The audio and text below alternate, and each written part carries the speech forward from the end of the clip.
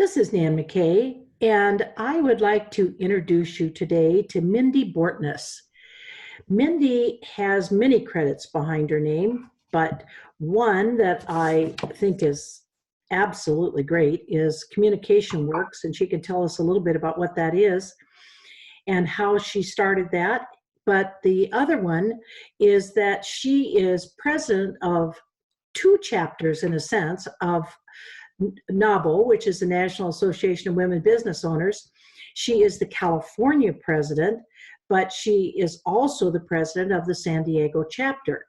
So she's got all kinds of interesting experience, and I thought she would have lots to tell us on the podcast. So welcome, Mindy. Thank you, Nan. I appreciate being here and talking with you today. Thank you for having me. What are some of the biggest things in your lifetime that you can think of that might have changed the world?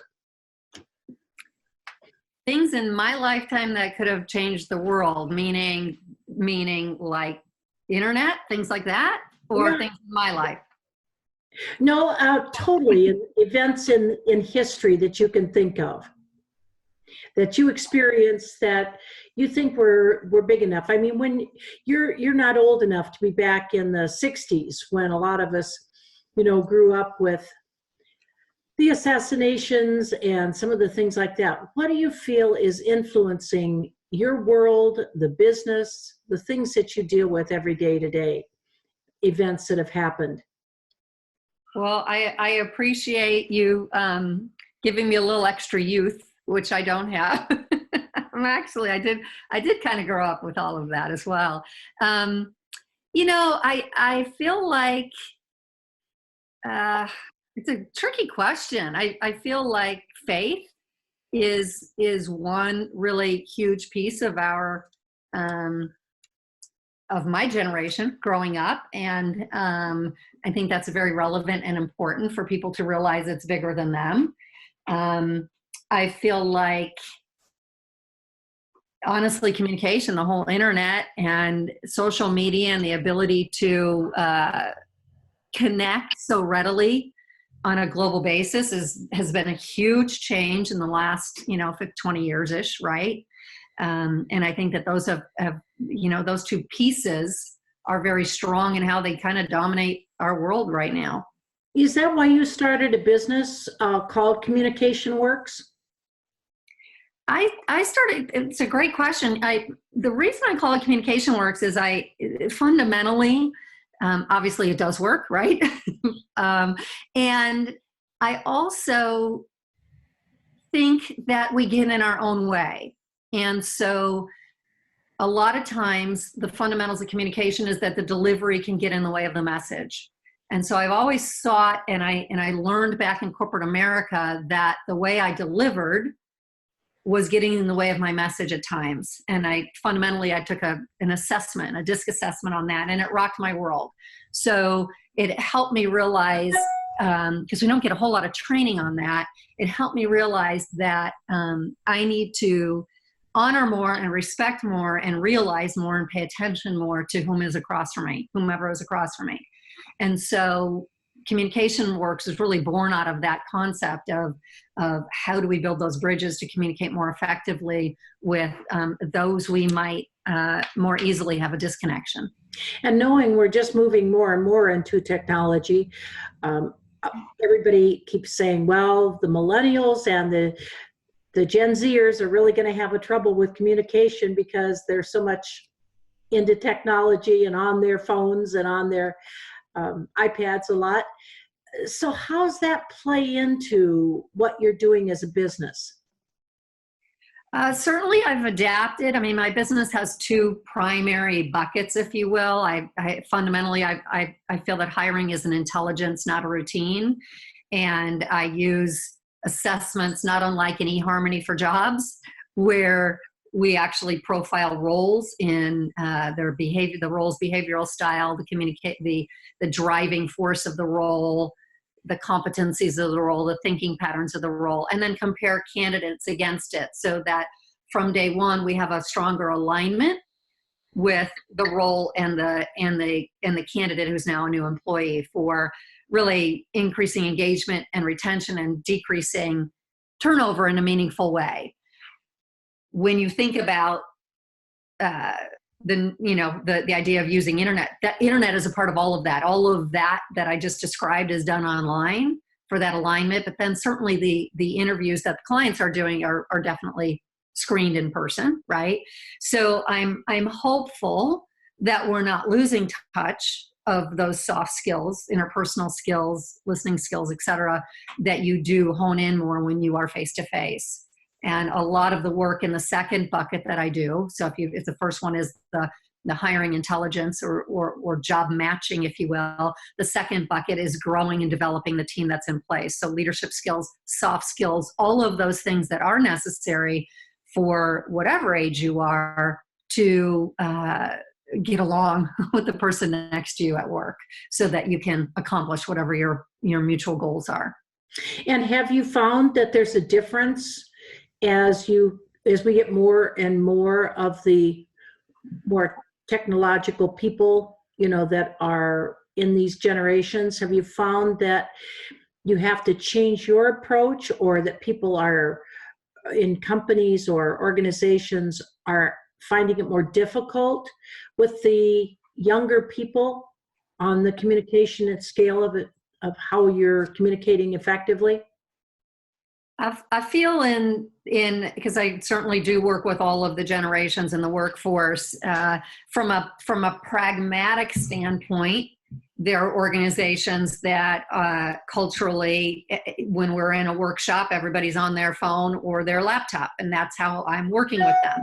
I go with it. The opposite end of that is really fascinating to me when high-tech companies that I work with specifically print out the reports that I work with and with their participants because they don't want people to get distracted.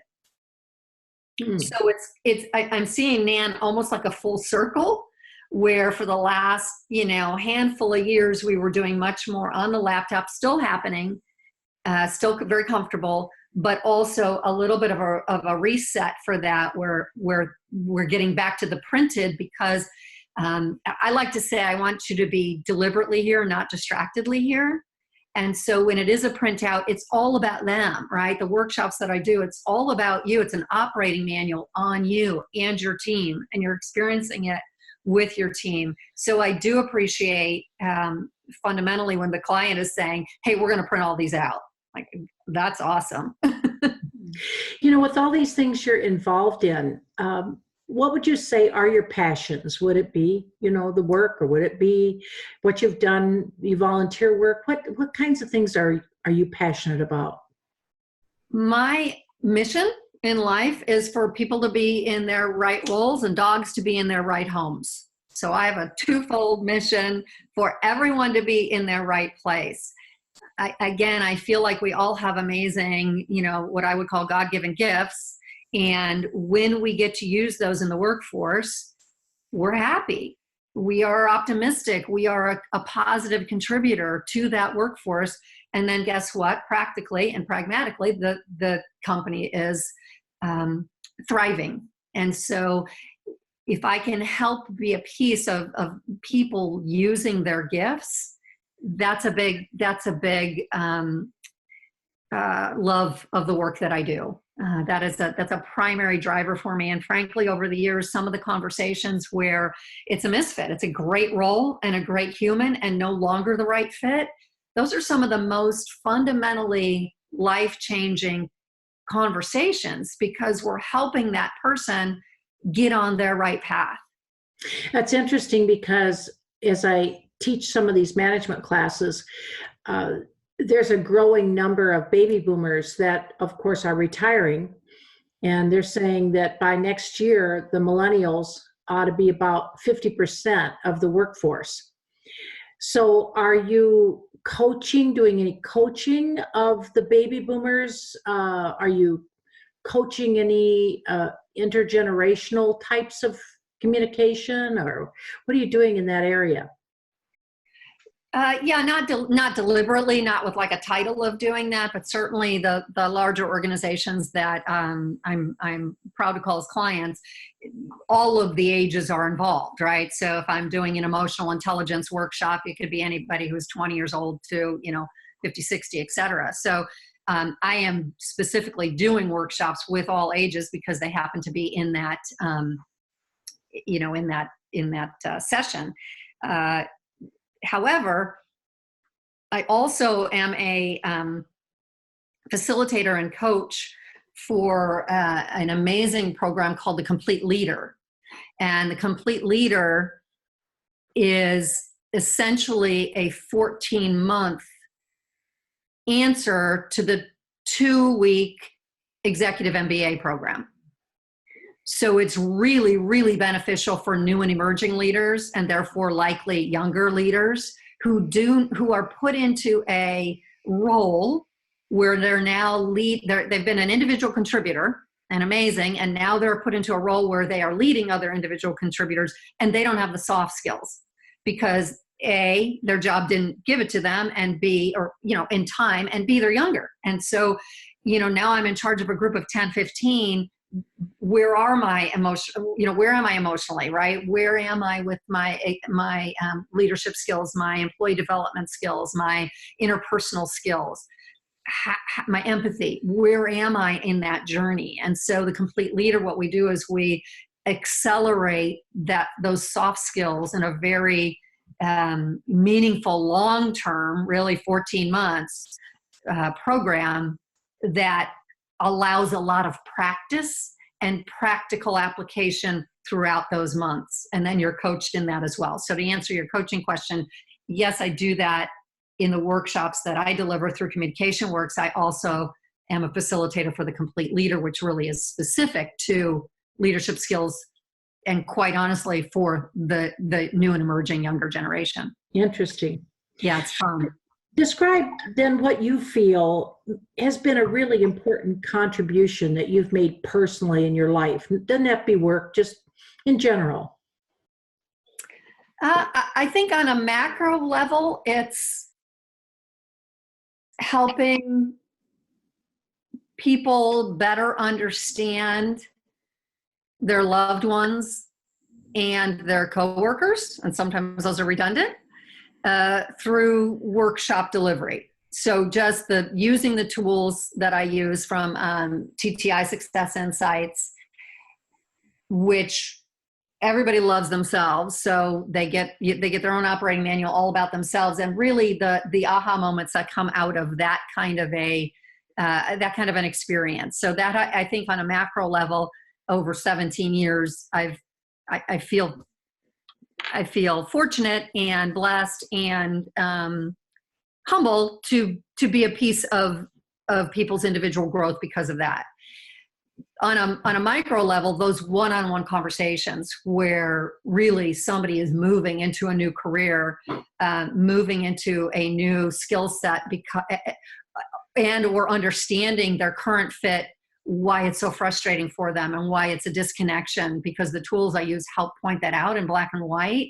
And then businesses are launched. I mean, I can think of a handful of women and men who started their own companies because of being in a workshop and some follow-up conversation that said, this is you. The alignment is more misalignment these days.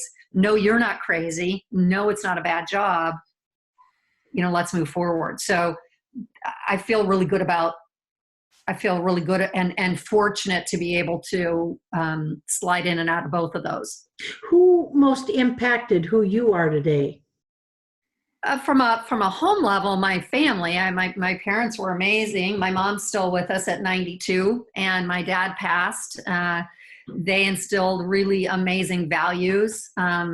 They were married about 53 years before my dad passed, and my mom would, and I don't know the math right now, but my mom would say, we've been married 71 years and dad just missed the last few. So, yeah, just amazing. And a wonderful brother I love, and a wonderful sister that I love. I've been really blessed with a very functioning, loving family.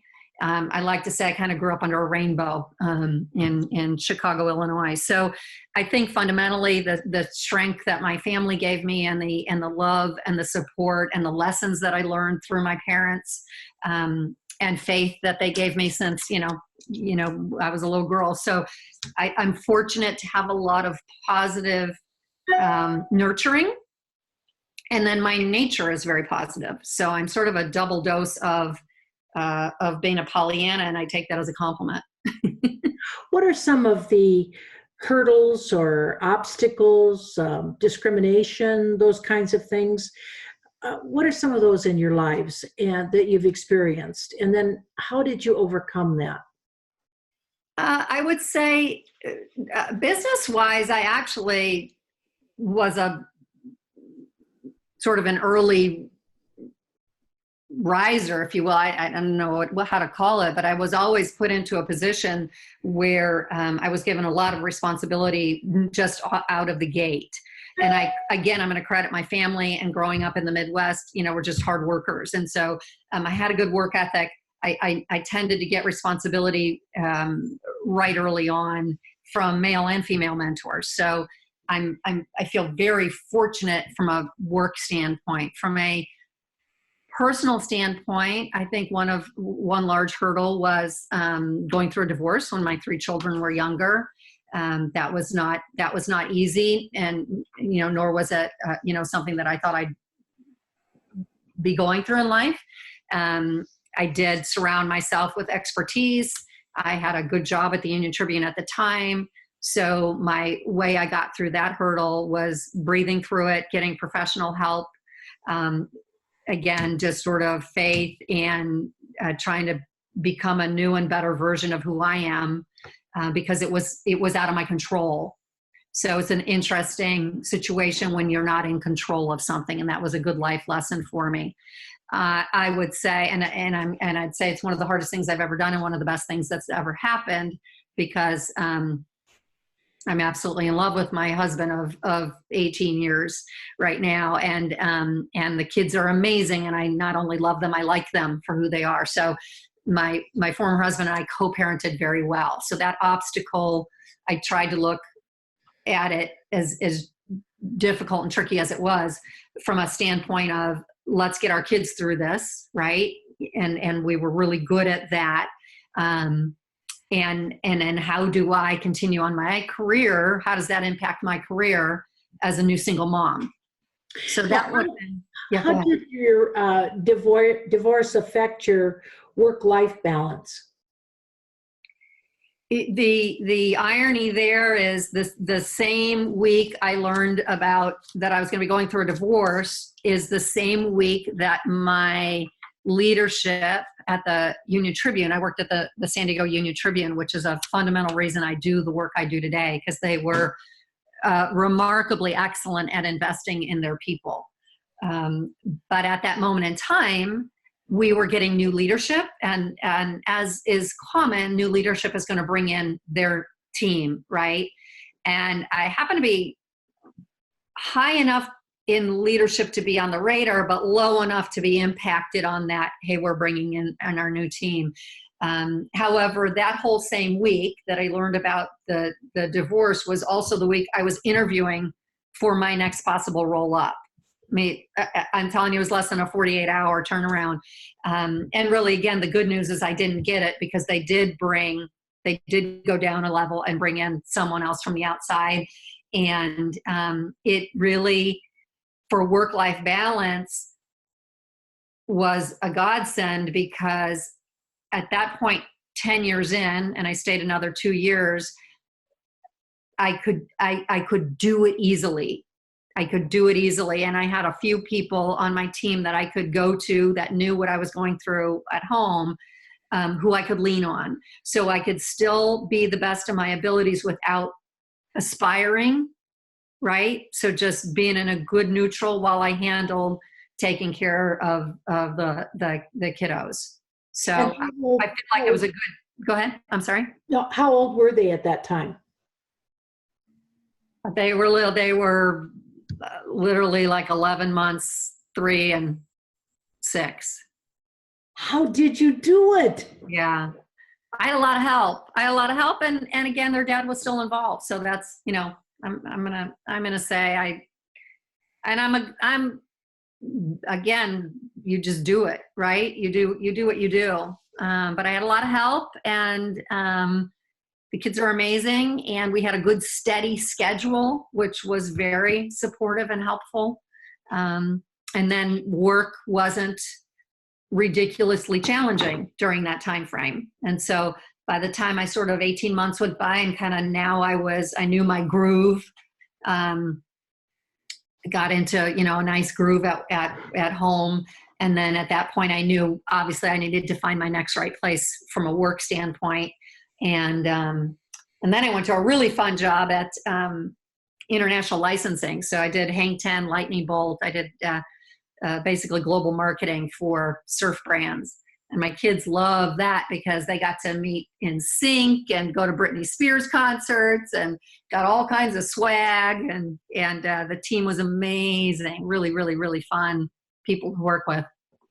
Did you have someone that was a live-in, or did your mom help, or how'd you do it?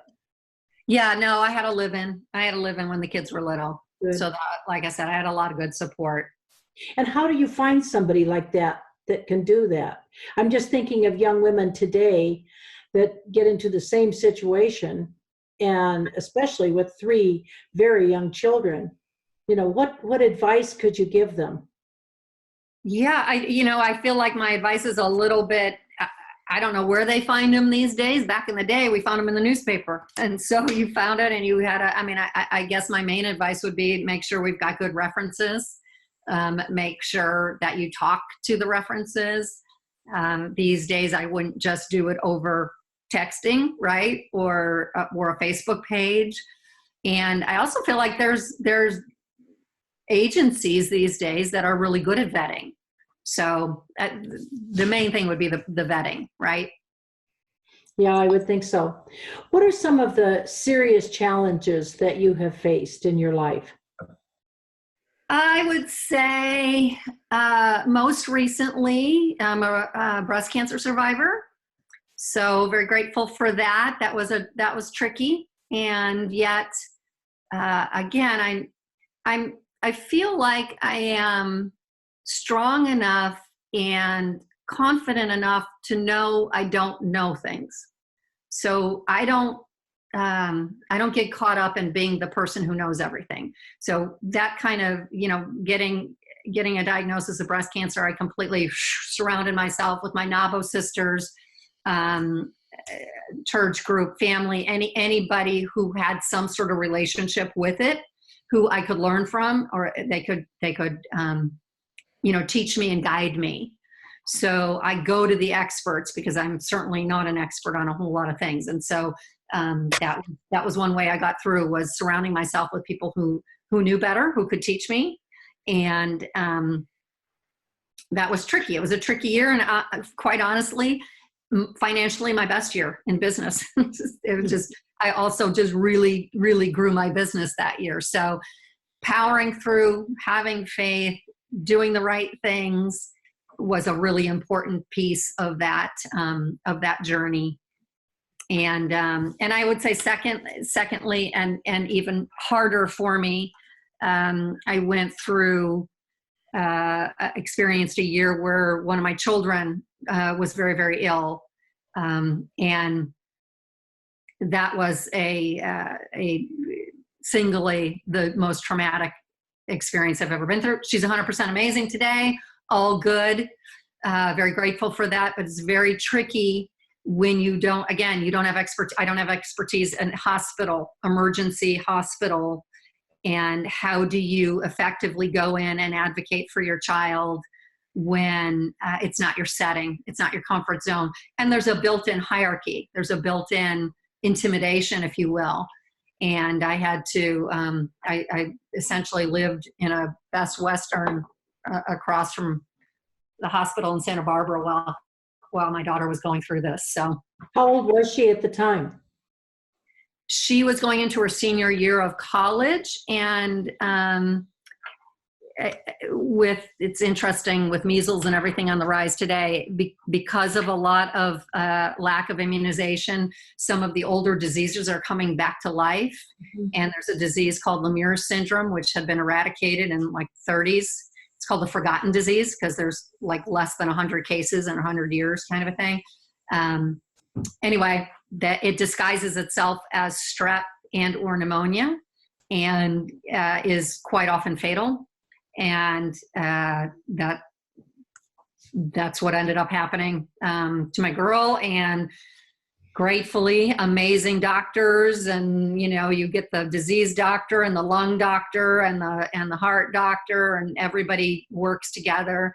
And my short side story to that would be, if you find yourself in an emergent situation, you put pictures everywhere. So the staff and team know who this person is and who they need to get back to being. You bring in anything with all five senses, the shampoos, the music tracks. Her sorority sisters brought her music in, so she had her headphones. Anything with all five senses that you could do to help. I was very conscious of ensuring that nobody spoke about her negatively in the room. She was there. You don't know what people who are under, what they can hear, what they can't hear. And so those would be some of my top. I'll also advocate. There was an element that was really serving her well to help her with her oxygenation. And it was one of these temporary, we're going to put it in and see how it goes. But it was a test. So you think about the big macro again, it was a test that was happening at the hospital, and it was serving her well. And then they were going to extract it because the test was over.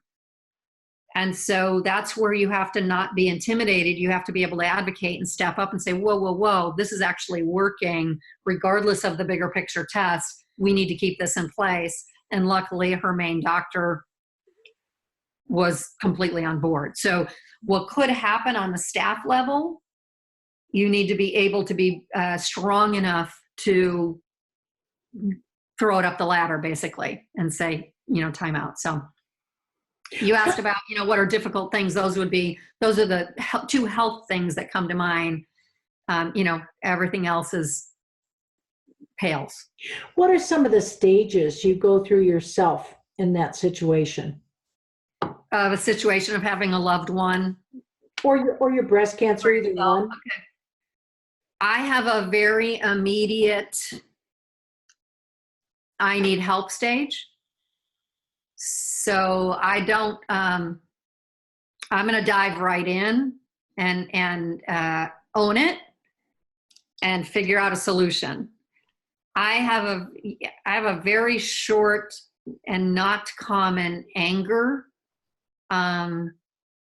emotion. I go straight to fear or sadness, which is what anger masks. So I don't get angry about stuff. I'm not a victim. I'm not a woe's me person. I just have stronger faith in that. And it's like, okay, I guess I'm very pragmatic.